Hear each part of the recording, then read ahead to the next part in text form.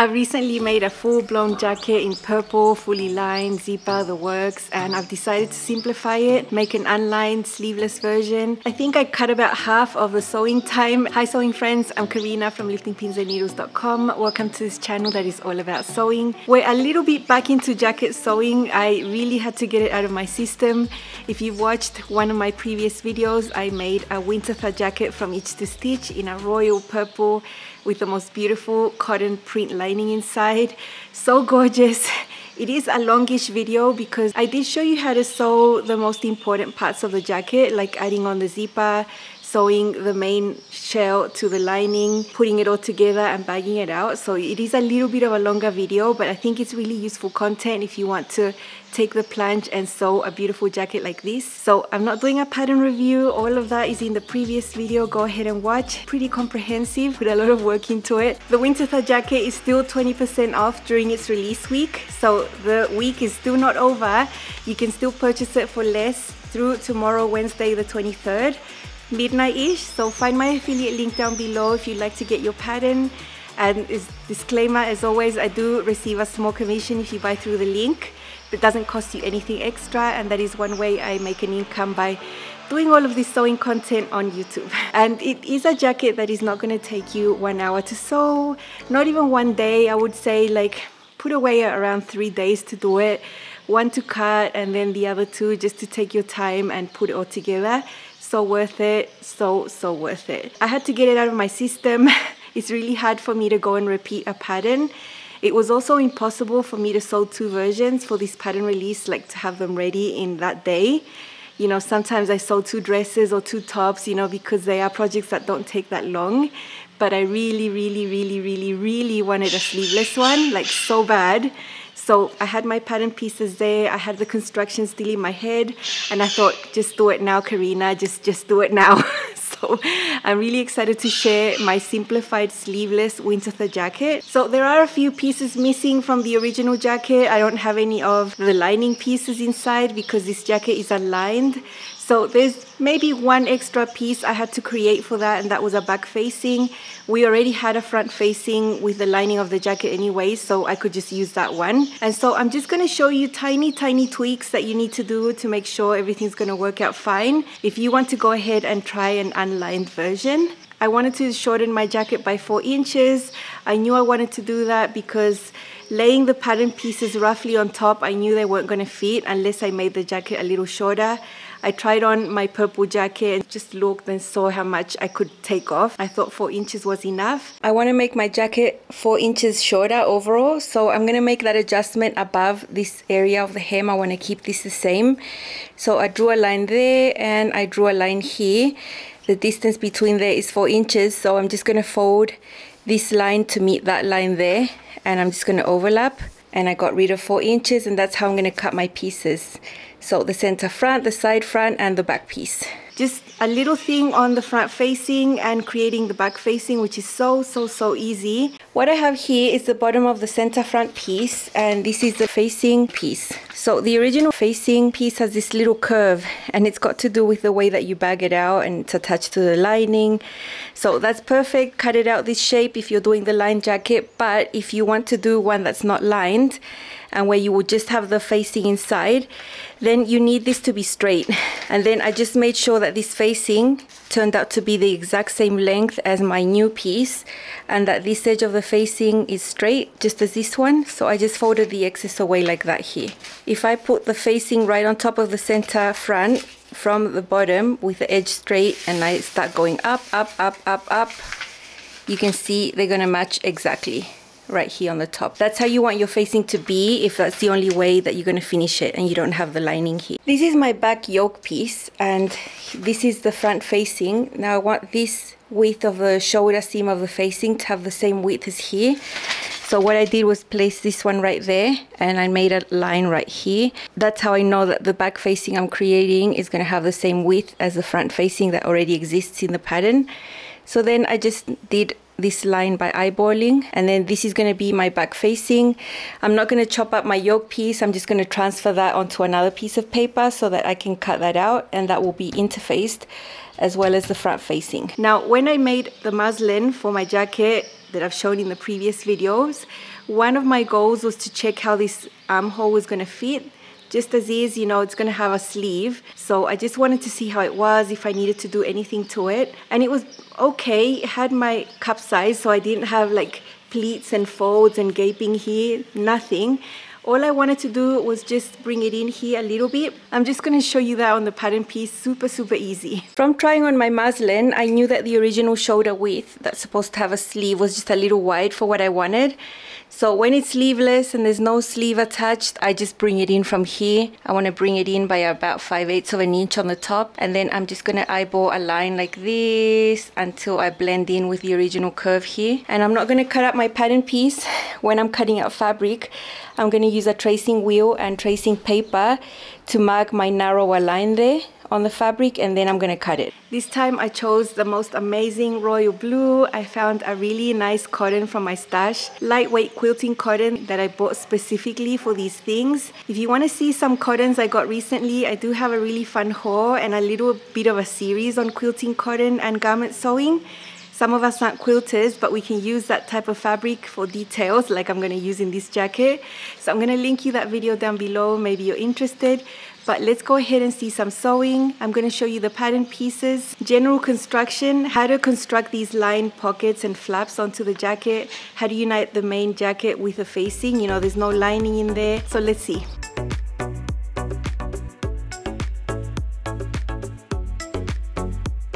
These are my pattern pieces for my Winterthur sleeveless unlined jacket. There are less pieces than the other one I made that was fully lined. Some changes I made is that this one is 4 inches shorter. I wanted to make mine shorter, but I needed to make mine shorter for it to fit my fabric. So I basically had nothing left after I'd cut out all my pieces. What I did here was make sure that the facing was going to have the same length as my front piece, because the way you finish it is a little different than when it was lined. So I just made sure they have the exact same length. The facing piece is on top of the center front piece, and that's interface, that's the side front. I made a lot of bias tape in some really lightweight cotton with blue tones and blacks. I think that's going to look really nice inside. And for the casing that goes at the waist, I've marked it there with some chalk here on this layer. That's where the casing is going to be sewn on later. That's the little piece right there. For the yoke piece, I'm just cutting one out, and using that same pattern piece, I just created a facing piece. So I used the same yoke piece. I just drew a line here and created a piece that where the width is going to be the same here to the one over there on the facing. So that's how I'm going to finish all the edges of the neckline, and I'll still be using a zipper. Here are the 2 collar pieces. Here is the front flap that goes over the zipper, and then some pocket pieces. I'm only going to do 1 chest pocket. To finish the sleeveless armhole, I'm just going to use some of this bias tape that I made also. I'm going to understitch, make sure that's not visible from the outside. Super easy to just put all the pieces together. I'll do all the stay stitching that I need to do. As usual, you need to do a lot of stay stitching, especially on the neckline here, neckline of the yoke, on this concave area right there. I'm going to do some stay stitching and just unite these 2 together first. I want to show you what I've done with the yoke, and this can happen to all of us. I was very proud of myself because I'd cut all the pieces. I was laying them on the table to film them for you, and I realized I didn't have the main yoke. I just forgot to cut it out and I had nothing left. So what I had to do was take the only little piece I had left. I had a little square left, that was all. So I had to sacrifice one of the chest pockets and just make it become part of the yoke. So that's why that little area is interfaced. That was supposed to be the top part of a chest pocket. So now I'm only going to have 1 chest pocket on the jacket, which is fine. It allowed me to piece it like this. So basically this would be the center of the yoke, and I just have these extra seams here. You know, if this happens with denim or linen, it doesn't matter. You can just go ahead and do things like this. To make it look intentional, I've top stitched those. So I'm not upset. I've got my yoke piece and I had 0 fabric left, nothing that would match. I would have just ruined the whole project if I would have put another fabric here for the yoke. What I've done here is sew these together, the back and the yoke, 1/2 inch seam allowance, and then I've bound the edges. As you can see, I'm using this really lightweight cotton for the binding. I'm not going to bind everything, just the visible things. Before edge stitching, I bound it, and now I'm going to go ahead and edge stitch. I'm keeping the top stitching super discreet with this jacket, and I'm just top stitching on the edge. I wouldn't do a double row. I think that's too bulky, especially since I have the binding on the other side. So it'll just be a single row of top stitching everywhere. Here are the front pieces. I have already united the side front with the center front down the princess seams right there. It's been serged on the other side, edge stitched. I'm only going to have one chest pocket and I've marked it right here with some thread. On the other side I'd be marking with chalk, but these chalk marks disappear with heat and I'm going to be pressing my garment, so I decided to mark the pocket placements like this. Same as for the hips right here, just this corner there, and that will help me put them together. So I have 3 pockets to work on. I have all the little pieces right here.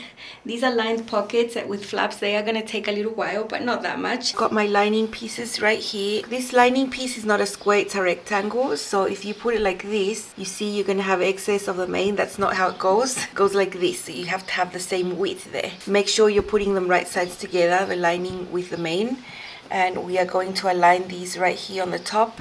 So we are going to sew these, but leaving around the 2-inch gap in the middles. These fabrics are so stable and they stick to each other so well that I'm not even using pins here. Seam allowance is 1/2 inch.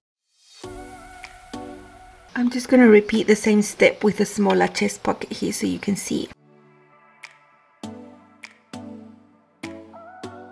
The seam allowance is going to go pressed towards the pocket like this, and that will set the seam. It'll make turning these right sides out easier afterwards. Okay, so that's how that looks, seam allowance pressed to the pocket. Now what we're going to do, I'm going to look at it from the lining side. You can see this is way shorter, but it'll be fine.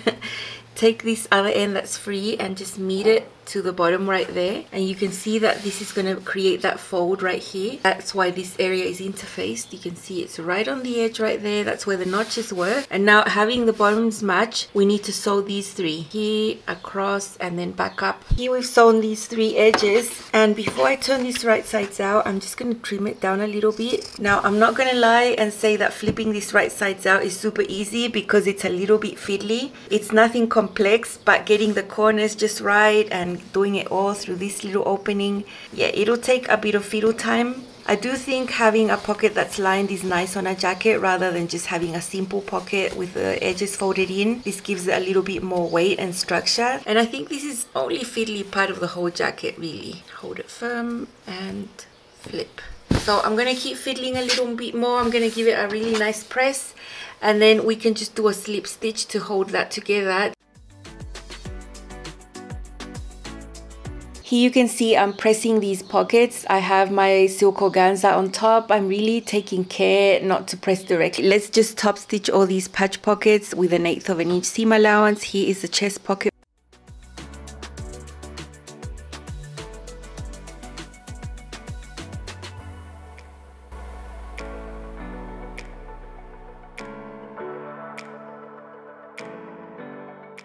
These have been interfaced, as you can see, all the pocket flaps from the main fabric, but we have lining fabric that's going to go at the back. So place them right sides together, and we're just going to sew these edges here, around there, leaving the top edge raw. I'm going to trim the seam allowance down. This is just too much. Here are all the pockets flat, neat, pressed. I also hand basted these just to make sure the lining was going to stay there and not flop over to the other side. Presser feet are optional. You can just sew it with your regular presser foot and just concentrate to go really straight, but I like using these, why not? Here's one of them done, all finished, really neat edge stitching. After sewing all these buttonholes, there were 8 of them. I'm just gonna do a basting stitch to hold these layers together. After doing that basting stitch, what I've done with all the pocket flaps is go to the iron and press it in by 1/2 inch. Find a mark above where the pocket marking was. On the pattern piece, you'll see one above there, and that is where we match this one right here. There will be an overhang of the flap by about 1/8 inch, so it is a tiny bit wider than the pocket. We're gonna edge stitch that, just sew it right on the edge.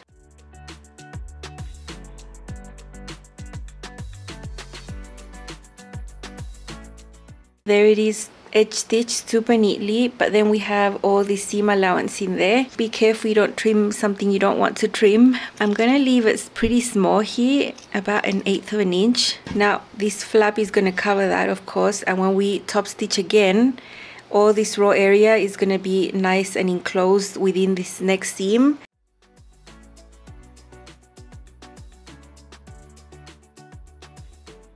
You can see when you open this flap, it's all clean right there.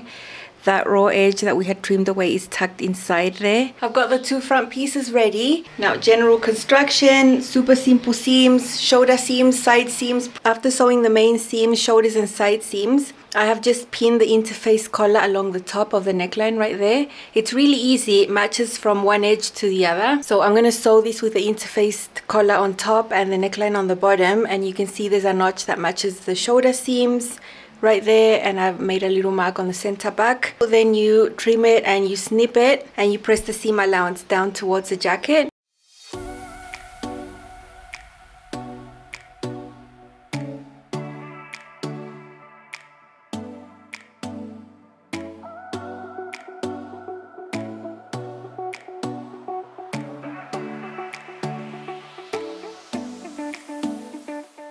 So instead of the lining, I'm only going to use facings. This front facing was from the original pattern, and I just created a back facing using a yoke piece. Made sure that the length of the shoulder seams was going to be the same. So I've sewn those together. I've bound the edges. That's going to be super neat. That's already done. And the same way I pinned the collar to the main jacket, I'm doing the same with this facing. Only that this is the non-interfaced collar. Collar is just right sides together with the facings, and I'm going to sew those together. And then if you look at the other video where I showed you how to sew on the zipper, that will just go sewn onto the facing right here in the same way. So if you watch the other video on this jacket, you'll see that I had the zipper sewn onto all the lining. This is sort of the same thing, it's just that I have facings instead. You can see the light blue zipper tapes right there already sewn on. So I'm going to put the main pieces right here and then just align these on the top, right sides together like this. And then it'll be one seam from the bottom across the collar and down at the bottom. Here I've done a memory crease for the hem. I've sewn the top, that is the collar, with just a regular presser foot, but now I've changed it to a zipper foot. And I've got my two layers here. You can see the facing, the zipper is in between, and here is the main, and it goes all the way down. But here, where I have the memory crease for the hem, I have basted that, and when I sew down, I'm going to pivot there and then sew across, and then when I flip this, the facing is going to be super neat at the bottom.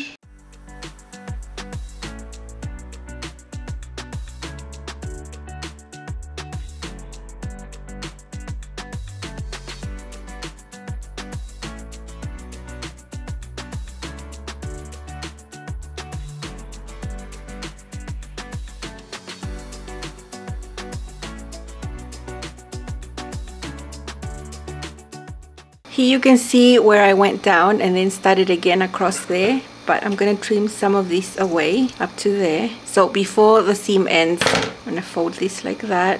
It's going to be super neat at the bottom, and the facing's inside. The zipper is enclosed between the facing and the main side, and the hem is coming behind the facing. So I had already pressed my hem. All I have to do now is sew it, top stitch the hem all the way around, and I do the same with the other side. I've marked where I need to sew on the casing here. It's going to be easier than when I did the main jacket, because I had to make sure the lining and the main jacket were aligned in the exact same place. Now it's just one single layer where I sew the casing, so it's much easier.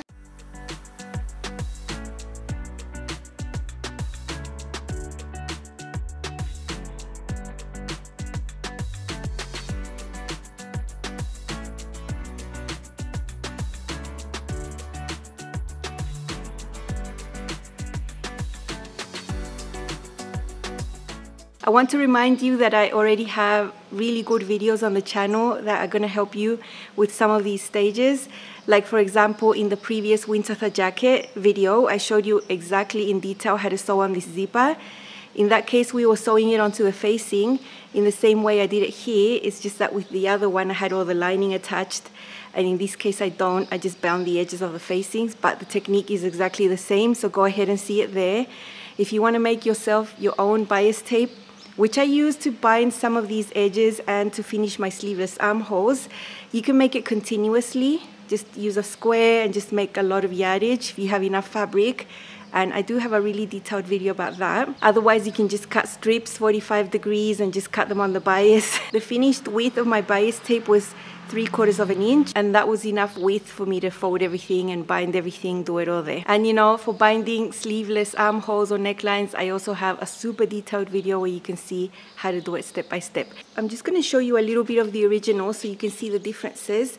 This is my first Winterthur jacket as per the pattern. It's got sleeves, it's fully lined, it's got that cotton inside. Now, one difference is that here, when you're doing a lined garment, the facing doesn't have the same shape as your center front. It's just the way that it's been drafted, and it's got a little bit of vertical ease right there. So you do need to make that facing straight with that 90-degree angle to match the center front when you want to do something with just the facing and not the lining. That's why I made the change to my piece. The other one that made the new jacket easier was sewing the casing inside. So it looks easy, right? It's just sewn on the inside. But I did extensive basting on the side seams, around everywhere, to make sure that the main and the lining were exactly in the same place, that I didn't have one higher than the other. It took a longer time to do here than now that I just sewed it onto the inside in a single layer. Obviously, I won't have all that lining inside or the sleeves. But in general, the construction was pretty similar. You know, I have the same pockets. This one is 4 inches longer, it hits my upper thigh. And now the new one's gonna hit my full hip. I had such a hard time choosing the color. I knew I wanted to make it in a linen rayon blend.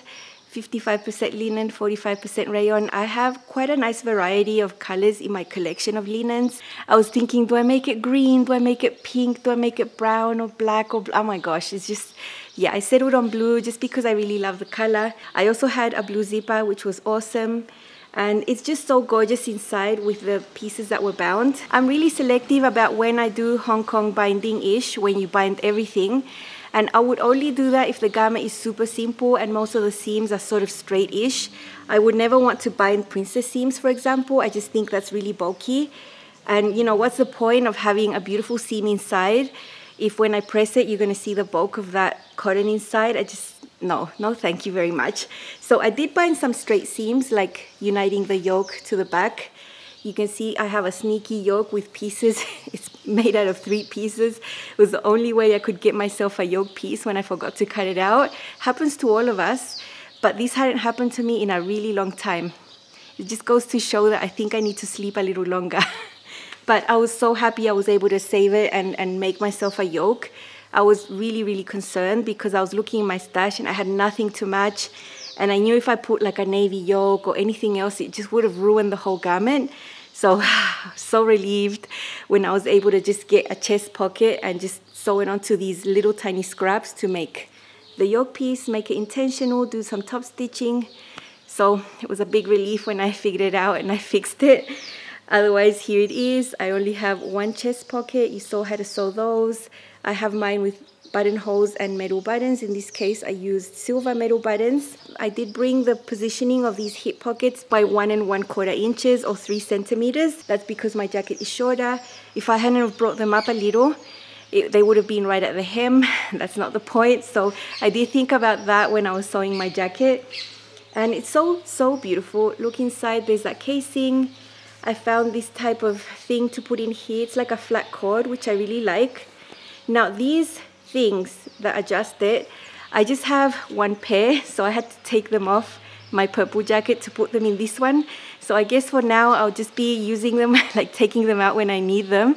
And I'm gonna try to find some more to buy. I'm sure I did not purchase these. I'm sure I just had them there from a garment that I just removed them from something I refashioned or something like that, because I'm pretty sure I've never purchased them. First I need to know what they're called so I can get some more. I did put this on the ironing board and press the facings real flat. You've seen me do this before where I baste it on while it's flat on the table, so it's really, really flat. And then it's all top stitched. It's all top stitched with the same color, so it's not in your face top stitching, but all the facing comes down. It's all top stitched everywhere.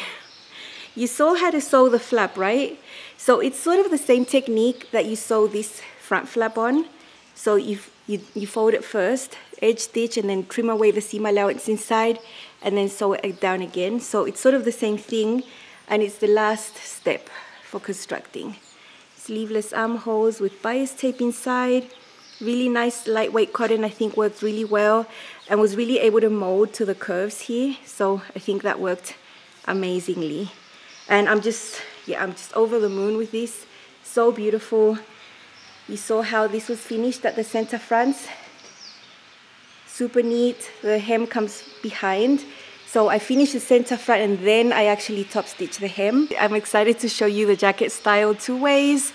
One of course with a dress and heels, and another one more casual with jeans. So let's see. Here is my shorter Winterthur jacket in a royal blue linen. It's unlined. It does have patch pockets and only one chest pocket. It's 4 inches shorter than the original version, and I have it here over one of my Celeste dresses in linen, black and white. I love this combination with the silver heels and the silver bag. I love this outfit. I feel amazing in it, and I know I can dress this jacket up as much as I want. It just depends, you know, it's always possible. Inside you can see the edges of my facings are bound with a colorful cotton. You really can't see that, and here it is closed. I really like the ease here, and I do like this shorter length. I think it works really well. I did have to make it shorter because I had less fabric with this one. Here you can see it zipped up, although I will never wear it zipped up. It's got a drawstring that brings it in at the waist. Here is my single chest pocket, and here you can see it zipped up partially. Love the cover of the armhole. I only made it a little narrower on the top.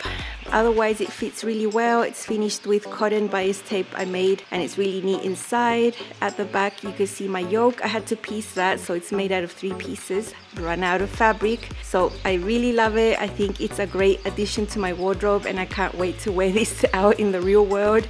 You know, I loved styling it as well, but I know I'm gonna wear this a lot. Love the color.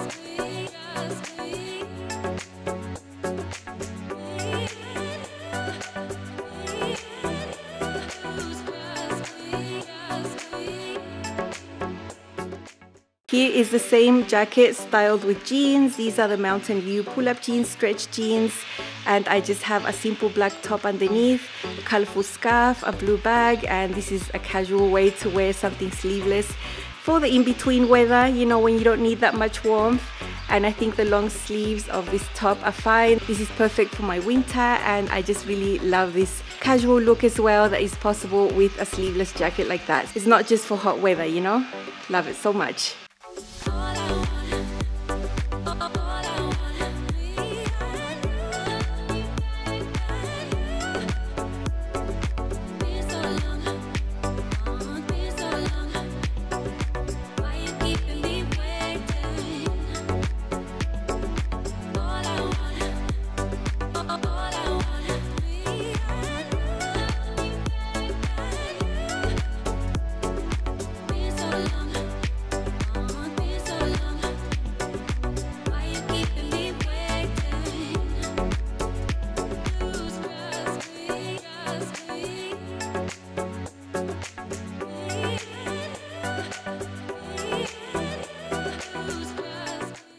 I'm so happy with my jackets, you know, the original one, the full-on one with everything, but also the simplified one.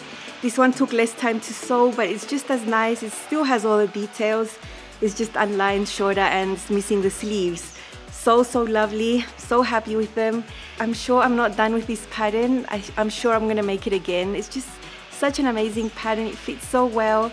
And I'll probably make the shorter versions from now on, just because they use up less fabric. Just saying, that is important for me. So I'm just really excited about these. I hope you give a simplified version a go if you think the other one is too much for you still. This was really nice to sew up. And remember, the Winterthur jacket is still 20% off through Wednesday the 23rd, midnight-ish. So you still have a bit of time to go and look at the pattern and see what you think. Remember, my affiliate link is down below. Remember, all the helpful videos that are going to help you sew this jacket are linked down below as well. Bye!